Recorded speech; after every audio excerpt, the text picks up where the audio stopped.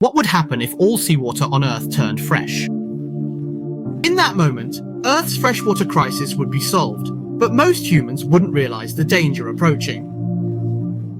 A day later, many marine creatures would start dying. Over billions of years of evolution, fish cells have adapted to seawater's osmotic pressure. So if seawater suddenly became fresh, their body tissues would be completely destroyed. After a week, most plankton and algae would vanish. Research shows 70% of Earth's photosynthesis occurs in oceans. So if all ocean algae disappeared, Earth's oxygen would decrease by over 70%. Decaying seaweed would release large amounts of methane, increasing atmospheric carbon dioxide levels. Land animals and plants would be greatly affected.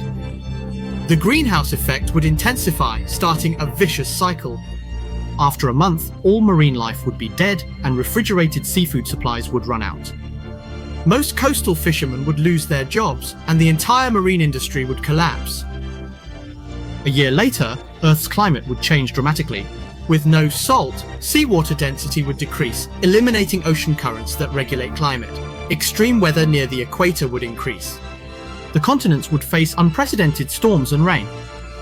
Earthquakes and volcanic eruptions would intensify.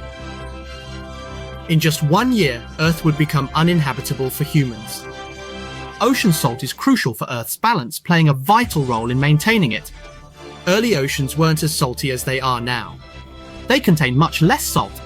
4.5 billion years ago, Earth's crust cooled from its molten state. The atmosphere's temperature gradually decreased, forming water vapor over time. This led to frequent rainstorms on Earth. Many water streams gathered together, eventually forming the primordial oceans.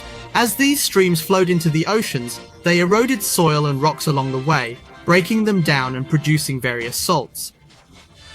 Seabed geological activity also contributed, dissolving some salt into the seawater. Over time, ocean salt content increased gradually. Scientists have made estimates about this process.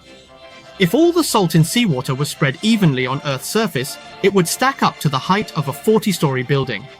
Despite the vast amount of salt in our oceans, sadly, with the intensification of global warming, the Atlantic Ocean's water has begun to gradually desalinate. This desalination directly affects ocean currents, with colder water rushing towards the equator, while warmer water flows towards the poles. This indirectly accelerates polar ice melt, causing sea levels to rise, threatening many coastal cities and reducing Earth's freshwater resources. Water scarcity is now a major issue we face. To find usable water resources, humanity has made enormous efforts, such as developing desalination technology. While it helps ease the freshwater crisis somewhat, it requires significant labor and energy costs. Plus, the brine is discharged back into the ocean, creating a vicious cycle. This greatly impacts marine life.